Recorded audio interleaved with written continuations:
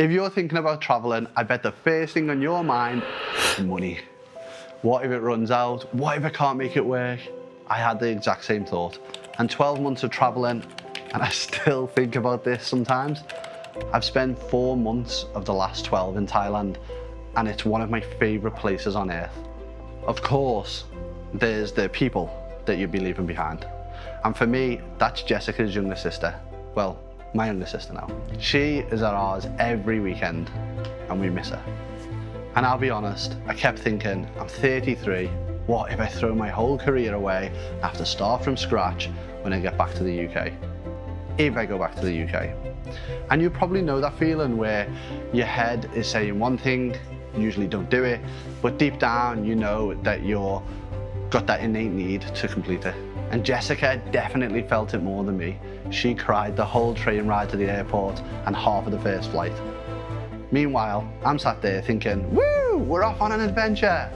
And she's next to me looking like we're flying to our own funeral.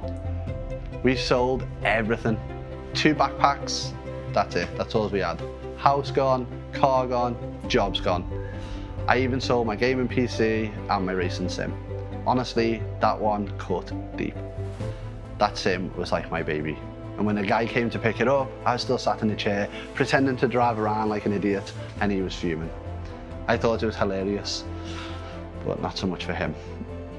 For Jessica, the hardest part was leaving her sister. And then there was this one moment where I already left the house, but I had to go all the way back with Jessica's dad because we'd forgotten a camera, and it was the camera we used to film before we left. I remember closing the door that second time round and thinking, there's no turning back now. We've got no home, no safety net. And maybe you'll have that same moment where it all suddenly feels really real. But then we landed in Dubai, 4-hour layover, and I'm like a kid in a sweet shop, wandering around this massive, ginormous airport. Well, I was running around actually, and Jess is completely knocked out. She's half asleep on the chairs. By the time we got to Bali, yeah, she was recovering for days. But me, like the smells, the sound, the food, the chaos, just felt right. So if you're sat there debating whether to do it or whether not to do it, let me tell you this, you'll never know what's on the other side unless you go and experience it for yourself. And if you hate it, that's fine, just come home. That's it. The only real mistake is going to be never trying. And all that fear that you've been holding on to, the second you land in Thailand, it gets replaced by something completely different, something new. My first hit of Thailand, landing in Phuket, was on a whole different level. It's a different beast. Even though I'd just come from Bali, the heat here was worse, stickier like glue to me. Stepping into a sauna fully clothed, carrying bags, and someone's turned the dial to hell. It wasn't chaos straight away, but there were so many more people. We just left a tiny little island in Nusa Lembongan, which is in Bali, and then off to Kuta airport, and straight away, suddenly we're dropped into Phuket. The jump was massive. From a quiet, tiny island, or a tiny island life, what felt like more people in London. And it's not quite there, we'll save that for Bangkok. And the first thing that hit me was the smell in Thailand. Food is everywhere, and it never stops. 2 in the morning, 4 in the morning, there is always someone cooking. And that smell is Phuket's soundtrack. But then comes the other smell, the drains. The first time this hit me, I swear it was like an ambush. Straight up assaulted my nose. I nearly added to it as well by throwing up right there in the street. Jess thought this was hilarious, but I thought I was about to die via fucking sewage. I don't do well with smells. It's just not my bag. Still, the excitement was unreal. Exploring a proper Asian city, at least for us, this is our first proper Asian city. It was our first time. And the mall's honestly the best I've ever been in. Phuket Central is unreal. 6 floors and 2 massive buildings full of every type of shop ever. Luxury, designer, basic needs, tech, and everything in between. And on the other sides. And nobody's looking at you or being funny or judging you. You can just wander around for hours, dip in and out of aircon, and it just feels completely normal. The traffic though, is carnage. Even compared to Bali, taxis are flying around like they've got 9 lives, scooters weaving in and out like they're playing Mario Kart on expert mode. It's wild. And yet, it kind of works. Jess loved it immediately, especially hiring a bike and heading to the beaches, diving into the million things that we had to do. But this was just a moment that it really sank in for me. This isn't just a holiday anymore. This is traveling. The second country in just a couple of months. Jess's 4th flight in a year. More flights than she'd ever done in her whole life. And we both felt it. Now the trip had properly started. And the thing about Phuket is it's busy, it's messy, but the people make it feel like home, and they make it feel like they're fast. The constant sawadee-ka, the smiles, the friendliness, coming from the UK where you barely ever talk to a stranger, it was so overwhelming, but in like the best way. Jess said she felt like she'd been a beaten up marshmallow in the humidity, but she loved it too. And once you get past that first sensory overload, the next thing you start to notice is money. What does it really cost to live here or stay? And that's exactly where we're heading next. People always ask me, is Thailand actually cheap or is it just an Instagram thing? So let me tell you, on my first day in Phuket, I got a pad thai for 65p. That's not a mistake, 65 fucking pence. I picked up noodles and bao for about 40p. And this sweet treat in Trang called Tokyo, which was about £1. Even McDonald's blew my mind. 2 meals with delivery for £8. Back in the UK, that exact order would have been £18 plus all the fees and extras for delivery with Uber. The street food here is a joke. Literally insane. In Trang, I literally bought chicken skewers, noodles, and a bottle of water for about 30p. That is Freddo money. And in the UK, a Freddo's about 150 anyway, isn't it? But it's not just food. Tech is way cheaper as well. My gaming PC, I priced it up because I was curious, and it'd be £1,000 less. Cars, half the price of the UK. We saw brand new VinFasts for 15,000. Even renting a scooter is £250 a day, and the fuel lasts a week for about £6 maybe. Now, I'm not saying you can live like a king on pennies. We've had expensive days too, where we spent £60 on food and activities. But most of the days we budgeted for about £25 for the two of us, including accommodation. Because if you book 5 or 7 days or more, you'll get a discount. And also ringing up the places directly or messaging for discounts. There's honestly loads of times where we'd spent less than a tenner a day. Now, scams are everywhere, and they're really old school. Timeshares, tuk-tuks quoting you one price and trying to bump it up 5 times. When you're in the back, they will always increase the price. Or they suddenly want to take you to their mate's shop on the way and force you to spend money before you can leave. I hate this. But I always ask for the price up front, and I get them to show me on a calculator or a converter, and this ends the conversation before it even starts. That's the worst part. Look, how much money you spend comes down to your lifestyle. If you want to eat Western food every day, on every night, and then Uber everywhere, your budget will explode. But if you're happy to eat local food, rent a scooter, and shop in the markets, it's insanely affordable. We paid £300 a month for a luxury apartment in Bangkok with an infinity pool and a gym. That same place in the tourist area would have been about £1,200. We met loads of people who paid this crazy price, and it's all about knowing what you need and what you can live without. But this will change as you travel. If you're nervous about money, be realistic about yourself. Look inwards. Do you need your home comforts every day? That's fine, but budget for it. My advice, have your comfort meal once a week or a treat so you don't lose your head. And talk to the locals because they'll tell you the real prices so that you don't get scammed or ripped off. So yeah, Thailand is cheap, but money is only half the story. The next question on everyone's mind, and the one I get all the time, is, all right, yes, sound, but is Thailand actually safe? This is probably the safest I've ever felt in my life. Nobody stares at you, people smile and wave, people ask questions and talk to you all the time, and Thais genuinely just want to know who you are, where you're going, what's your plan. They just want to make sure that you're having a great time.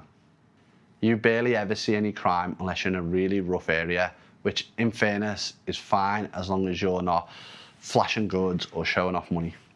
There are police around in pretty much every busy area that we've ever been to, and they are some of the friendliest people you'll ever meet. They love a chat, they love taking photos. I've walked through cities, towns, little villages, all hours of the day and the night. In Pai, when we were ill, or I was ill, I couldn't sleep, and so we walked around for a little bit at like 2 a.m, 5 a.m, 7 a.m. And never once did I feel unsafe. People wave and smile. And I ended up making mates out at them times as well. If I'm honest, the only dodgy stories I ever hear are tourists nicking stuff from other travellers. In hostels, this happens all the time. Or tourists getting on scooters or motorbikes and just honestly riding around like absolute dickheads. They think that they're like Valentino Rossi in the MotoGP, but they can't even ride a pedal bike properly. The amount of tourist crashes is a joke. So if you're worried about safety, don't be. Thailand isn't out to get you. In big cities, just be aware of your surroundings as you always should be. And don't go anywhere that makes you feel uncomfortable or unsettled. Most of the danger comes from tourists, not having any common sense generally. And once you realise you can walk around here and feel completely safe, that's when you start noticing the best bits of all. The people that you meet. The people in Thailand are next level. I thought I'd meet a few friendly locals, maybe a couple of travellers, and I know Thailand is the land of smiles, but I didn't expect this.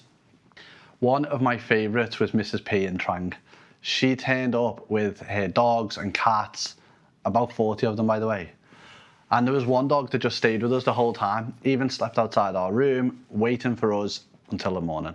Mrs. P came in the morning, started telling us all about Trang, and even said like, don't bother renting a scooter here, just take mine. Or if you prefer, you can use my car. She gave us phrases to get discounts, she told us the best food spots and treated us literally like family. And that doesn't happen in the UK, at least it's never happened to me. In Pai, we stayed at a place with a cat, a little cat called Julie, and she had kittens while we were there. We had played with her every day when we first got there. We didn't even realise she was pregnant. And the owners loved us for it.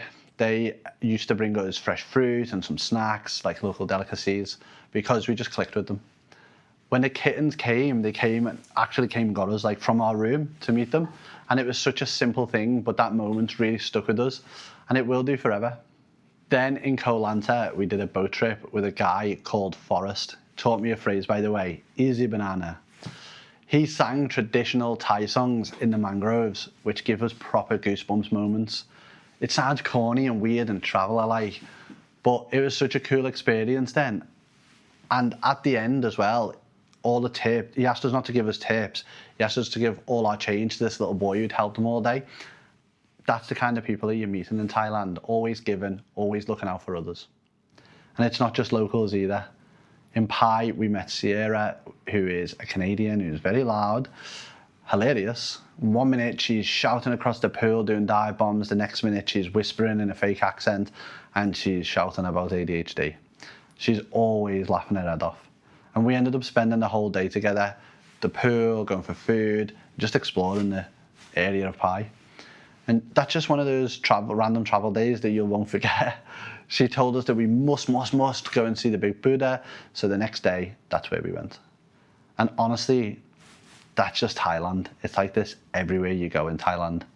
I've been mobbed by 8 Thai women, all just at the laundrette, wanting to show me something or teach me new phrases, giggling about all the things on their phone and showing me photos on their phone. We've played badminton with the locals in Khao Sok. And on a really long bus ride, I spent about 4 hours chatting with an old Thai guy called Ban. Now, he made me a mini cheat sheet of all the foods and temples because he'd never left Thailand, but he'd explored it fully and he knew everything about his home country. We shared ice creams and we took some photos. Genuinely a brilliant day. There's literally a friend on every corner. Sometimes you've got to be the one that says hello first. But people love it.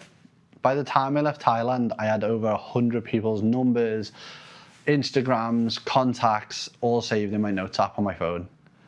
I've never experienced anything like this. And I grew up in Liverpool, where If you don't know, Scousers are apparently the friendliest people in the UK. Friendliest in the world, in fact. Trust me, it doesn't even come close. And as good as the people are in Thailand, the food is on another level, which is exactly what I'm going to get into next. Everyone warns you about food in Asia, even my Asian friends at home. Watch your stomach, don't eat street food, don't drink the water, you'll be sick for weeks. I've been here the whole time and I've eaten everything in sight. I'm normally a fussy eater and I've never once had a dodgy stomach. The only time I've been sick, I fell off a surfboard, smacked my head, swallowed half the ocean, by the way, literally half the ocean, and I spent 2 days regretting my life, sick every day, and I haven't surfed since. I'm not going to. Thailand's food is on another level. The first day in Phuket, I had pad thai cooked right in front of me 5 minutes after landing. I've said it before, and I'll say it again, it was 65p, and it was cooked right in front of me. Beach noodles heat. It was like someone had pressed reset on my taste buds, and I wasn't a fussy eater anymore. And then there are the surprises. In Bangkok's MBK Mall, best mall in the world, by the way, Jess ordered a padang curry and she still goes on about it every single day. Still goes on about it now. She was literally whinging 10 minutes ago to go and get it. We're not even in Thailand. It's been months and she still hasn't stopped complaining that she can't have it again. And Pai Walking Street is madness. Milo's Cafe in Pai made the best chicken sandwich I have ever eaten in my life. And their breakfasts, well, let's just say if I lived there, I'd be 20 stone. We were only there for about 2 weeks and I went every day. Just joking. No, I think I did. Instaconvert in the markets, Jess bought something random. No idea what it was. It looked like noodles, sauce and some mystery ingredients. The guy who sold it was buzzing to see a foreigner try it. Best gamble we've ever made with food. Trang was on another level. Mrs. P sent us to this night market and I had the best burger of my life, washed down with this bright, neon coloured, vibrant juice that was so sweet it had my teeth tingling like Spider-Man Spidey sense. Still no idea what it was, by the way, but I didn't care. Everyone else had one. I wanted to try it, so I got one. And Chiang Mai markets, that's food heaven. Anything you want, you name it. Sweet, savoury, full dinners, snacks. You name it, they sell it. And if you can't name it, they sell it there anyway. It's like every corner you turn, there's another stall daring you to try something new and exciting. I actually ate so much, I had to get a taxi back to my bike because I couldn't walk with such a full belly. And the food here isn't just fuel, it's part of the culture. Food is a social thing here. You eat together with friends, with family and strangers. And by the time you're finished, everyone's family. It's where you meet people, it's where you'll try things that you never thought you'd eat. It's where you'll actually live Thailand. And while the food will blow your mind, living here day to day isn't just about what's on your plate. It's about what real life actually looks like for Thai people. And when you're not in holiday mode anymore. Traveling as a couple is very, very different to traveling solo. When you're solo, it's sink or swim. You make the decisions all for yourself. No consultation, but when you're with someone every day, every choice is shared and every memory is shared too. And that's where the real magic is. One of the best moments of my life was in Khao Sok. This was a trip for Jessica, not for me. Walking through the jungle, looking for wild elephants, that's been Jessica's dream since she was a little tiny girl. And that night, we went back out to spot chameleons and scorpions and snakes and bugs and anything else that you could possibly find in the jungle. It felt like Jungle Book came to life and I was desperate to meet Bagheera.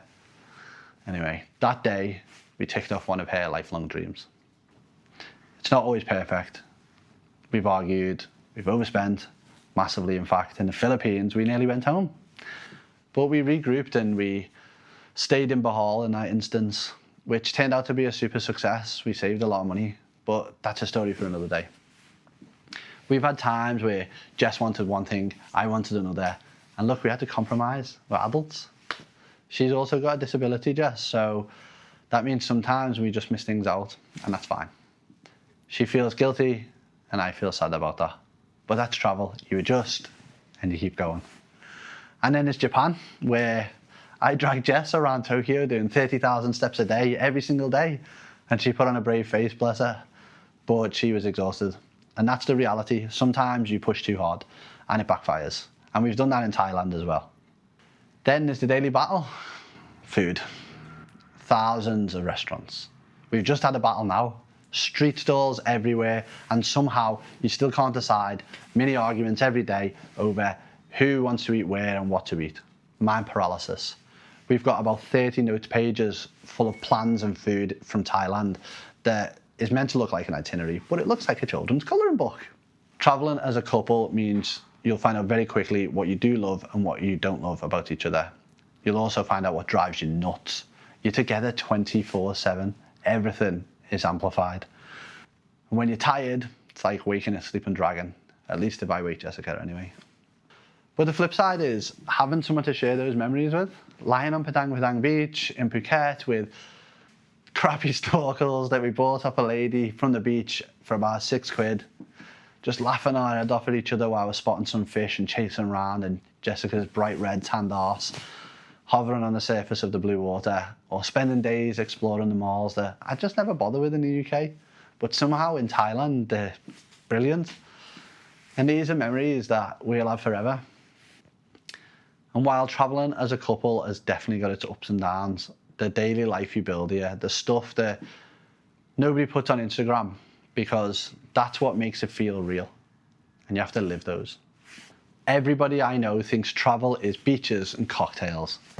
What nobody tells you about is the daily grind. Let's start with SIM cards. Everyone online raves about eSIMs, get this one, get that one. But here's the reality. They only make sense if you're in Thailand for a short spell, 5 or 6 days, 5 or 7 days. If you're here for 30 or 90 days, just buy a local SIM. It's cheaper, it's more reliable. And I generally carry 2 SIMs for every country because the data drops out all the time. It's super unreliable. Laundry is another one. We always give it to locals because it's cheaper and easier and we're helping with the economy. But don't expect miracles. We've got clothes that have been shrunk, we've got stains from day one, and sometimes they come back smelling worse than they went in. Not today, thankfully. The glamorous side of long-term travel is this. Bikes are easy, just pick one, agree a price, point at it, and just never give them your passport. Fuel's cheap, and the freedom is unbeatable. In Chiang Mai or Bangkok, riding scooters truly feels like Mario Kart at the lights and everyone's got a blue shell. But in Pai or Khao Sok, it's completely chilled. Literally, people will ride up alongside you while you're riding and start talking to you. It's like 2 sides of the same coin. It's so weird. Visas are dead easy. As a UK traveller, tourist visas last a good stretch, and then you can extend them if you want to. And there's even a DTV, which is like a long-term visa, destination Thailand visa, and that'll help you stay, for up to 5 years. Thailand makes this really easy, easier than everywhere else. The hardest bit I find is transport, buses, trains, stuff like that. They get cancelled all the time, and when you do get one, feels like the night bus from Harry Potter. Scooters end up being the only real sane option. Ferries are the same, cancelled, delayed, and then there's taxis. Getting off a ferry is like a zombie apocalypse. Oh, taxi, taxi, taxi. Everywhere you go, they're grabbing at you, pulling your bag, shouting prices, generally 5 times higher than normal. And it's the same at the airport. Just do yourself a favour, download the Grab app. It's like Uber, it's super simple, just use that. Now, accommodation, we've mixed it up. We've had hostels, Airbnbs, hotels, even tents. We've been drenched in a tent with no electricity for 2 days. We've stayed in luxury apartments with infinity pools. Variety really is the spice of life out here, but the hosts are always amazing. And then there's the everyday stuff that people just don't show on Instagram. Pulling cash out of ATMs and getting hit with a load of fees. Wandering around the local markets, trying out the little Thai phrases that you've learned on the shopkeepers, and then you realise this isn't a holiday anymore. We're travelling. This is life. It's a norm. But daily life isn't just practical. It messes with your head too. And that's what I want to talk about here, is the mental side of traveling long term and spending a long time in Thailand. Nobody talks about the mental side of traveling, especially around Thailand. Everyone posts the beaches, the sunsets, the cocktails, the good times. but they don't post about the nights where you lie awake thinking, what the hell am I doing with my life? Because they'll come, I promise. The first few weeks, you're on a high. Everything's new, everything tastes amazing, everything looks amazing, everything is exciting. But then you crash, you come down, you'll miss home, you'll miss your friends, you'll miss your routines, you'll miss work, and you'll wonder if you've made the biggest mistake of your life. I've had nights like that, I've had loads of them, thinking about career, money, what comes next. And it is heavy, but back home, you've got stability and comforts. Out here, it's just you and whatever you have in your bag or your suitcase. But here's the flip side. Travel forces you to have conversations, both with other people and yourself, that you never have at home. I've had more late night conversations with Jessica and other people in hammocks, beaches, jungles, cabins than I'd ever count. I know Jess better than ever. And you'll learn more about yourself as well, and the people that you're with in general are strangers, more than you'll ever thought possible. Some days you'll feel like you're on top of the world. Other days you'll feel completely lost or lonely. It hurts. Or just drained, and that's normal. The trick is to accept it as part of the journey and take breaks when necessary. If you're sat at home worrying about the mental side, let me tell you this, that's not a weakness. You're not weak for feeling it. Everybody has these, we're human. But the growth that you'll get from pushing through those days, you'll carry that for the rest of your life. My granddad, he passed recently, my hero. And he said that he had no major regrets. The only things that he regretted is the things that he didn't get round to, things that he missed out on. And when you do push through, that's when you'll start to get those moments where you'll think, this is exactly why I came. Cowsock being one of them for us. This is why I came moments. You'll know when these happen, but they're fleeting. And I don't know what yours will be. It might be a sunset, it might be a jungle trek, a random night market, or some tiny, seemingly insignificant moment that you never expected, or maybe it'll be a random moment with a stranger. I've had a few of those. But when it hits you, you'll wish that you could freeze them and stay there forever. The moments where all the fear, the planning, the stress, it just finally makes sense, even for a short while. And then the question comes, what happens next? What happens after Thailand? That's the big question, at least for me right now. This is the question that no one really talks about. What happens after the travel? What happens after Thailand? Do you go back to your old life? Do you keep traveling? Do you try and build something out here, out in the abroad? The truth is, I don't know. I don't know what yours will be. I don't know what mine is. And honestly, I think that's the point. Like, I can tell you one thing for certain, you'll miss it every day. Jessica misses Thailand more than I ever expected or anticipated. She's still going on about it right now, literally talking to me about it. Back home, everything's mapped out, jobs, cars, bills, routine. Out here, you just don't have that safety net. It's scary, yeah, but it's also the most freeing thing that you'll ever feel. I understand when people say they plan themselves. Weird. You don't need the answer before you go either. You'll figure it out on the road. The people that you meet, the experiences that you'll have, they'll shape what comes next. You'll find you go back a completely different person, if you go back at all. If you're worried about what happens after Thailand, don't worry. Just don't. Let it go. Worry about what happens if you never came, because that's where the true problems would lie. Because you can always go home, but you can't go back and grab the opportunities that you simply never took. And that's why, if you're still on the fence, I'll tell you this. You should still go and do it now as soon as possible. You'll always find reasons not to do things. We do it every day. Money, family, career, timing. And yet those things are real fears. They're excuses. I've had them too. I've used them too. But if you're waiting for the perfect time, you'll be waiting forever. And there's no such thing as a perfect time anyway. Who ever created that concept? No one. Here's the thing, you can always go home. Your job, your car, your routine, that'll all still be there. Unless you sold it all like I did. What won't be there is the chance that you passed up. So book the ticket. Just do it now, go. Because Thailand will change you in ways that you've never seen coming. If you've made it this far, thank you so much. It means the world to me. It genuinely means the world. And if the video has helped you at all or give you something to think about, do me a huge favour. All I ask is a like, maybe a subscribe, and drop a comment. I'd love to hear from everybody else, all the people traveling, all the people thinking about going traveling. Are you planning on going? Are you already been? Let me know in the comments below. And I'll see you in the next video. Goodbye.